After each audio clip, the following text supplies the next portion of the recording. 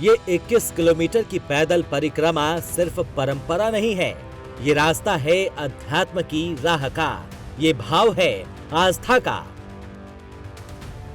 और जब देश की राष्ट्रपति अध्यात्म की इस राह पर चलती हैं, तो सनातन और अध्यात्म का संदेश पूरे विश्व में लोगों तक पहुंचता है।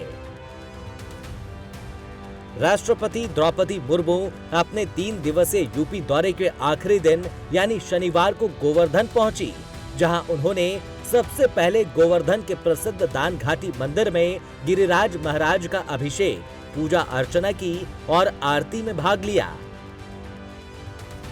इसके बाद उन्होंने दान घाटी से गोवर्धन की प्रसिद्ध सप्तकोशीय परिक्रमा शुरू की। सुरक्षा और सुविधा के लिए गोल्फ कार्ट का इंतजाम होने के बावजूद राष्ट्रपति द्रौपदी मुर्मू ने श्रद्धा स्वरूप कई स्थानों पर पैदल चलकर परिक्रमा की।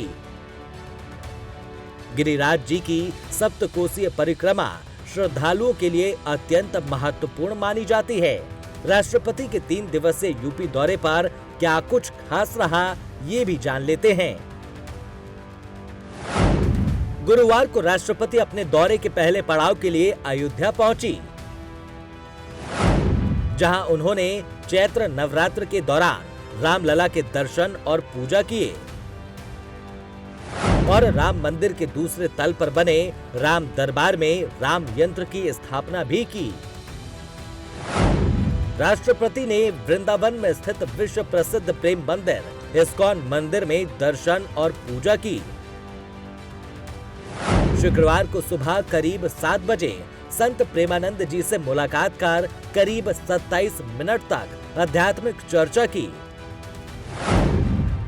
राष्ट्रपति के वृंदावन दौरे की मुख्य बात वो अत्याधुनिक कैंसर यूनिट रही, जिसका उद्घाटन उन्होंने शुक्रवार को किया। ये कैंसर यूनिट रामकृष्ण मिशन सेवाश्रम अस्पताल में बनाया गया है, जो जरूरतमंद मरीजों को किफायती इलाज देने का काम करेगा। राष्ट्रपति द्रौपदी मुर्मू का ये दौरा उत्तर प्रदेश के प्रमुख धार्मिक और आध्यात्मिक स्थलों को समर्पित था, जो अयोध्या से शुरू होकर ब्रज क्षेत्र में समाप्त हुआ। राष्ट्रपति का ये दौरा उत्तर प्रदेश में तेजी से बढ़ रहे आध्यात्मिक पर्यटन को और बढ़ावा देने का काम करेगा। राम मंदिर और काशी विश्वनाथ कॉरिडोर के बाद अयोध्या में 2017 से 2.84 लाख के मुकाबले 2025 में 20 करोड़ से ज्यादा पर्यटकों के आने का अनुमान है। सड़कों, हवाई अड्डों और बेहतर आवास सुविधाओं, होटल, होम स्टे ने तीर्थ यात्रियों की संख्या बढ़ाई है।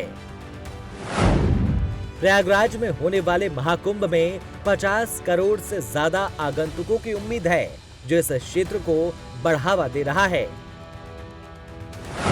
योगी आदित्यनाथ सरकार की रिपोर्ट के मुताबिक अब युवा वर्ग मंदिर और आध्यात्मिक स्थलों की ओर तेजी से आकर्षित हो रहा है। आपने देखा होगा उत्तर प्रदेश के अंदर गत वर्ष 2025 में 156 करोड़ श्रद्धालु और पर्यटक उत्तर प्रदेश के आध्यात्मिक और धार्मिक स्थलों की यात्रा करने के लिए आया है। 156 करोड़। दुनिया के अंदर 156 करोड़ श्रद्धालु, दुनिया के अंदर इतनी आबादी किसी देश के पास नहीं है। जितने हमारे यहाँ उत्तर प्रदेश में से राम जन्मभूमि में, काशी विश्वनाथ धाम में, प्रयागराज महाकुंभ में, मथुरा वृंदावन में दर्शन करने के लिए लोग आए हैं। बहन और भाइयों, ये नया भारत है और ये बदलता हुआ भारत भी है। अब वर्तमान पीढ़ी, जिसके बारे में लोग कहते थे कि ये दिग्भ्रमित है, लेकिन वो दिग्भ्रमित नहीं है, वो सही दिशा में जा रहा है। नया वर्ष मनाता है तो मंदिरों में जाता है। राष्ट्रपति द्रौपदी मुर्मू ने शनिवार को गोवर्धन परिक्रमा के अलावा मथुरा, वृंदावन के कई प्रसिद्ध मंदिरों के दर्शन किए और पूजा अर्चना भी की। राष्ट्रपति का ये दौरा अध्यात्म और आस्था के लिहाज से काफी खास रहा। Bureau report, prime news.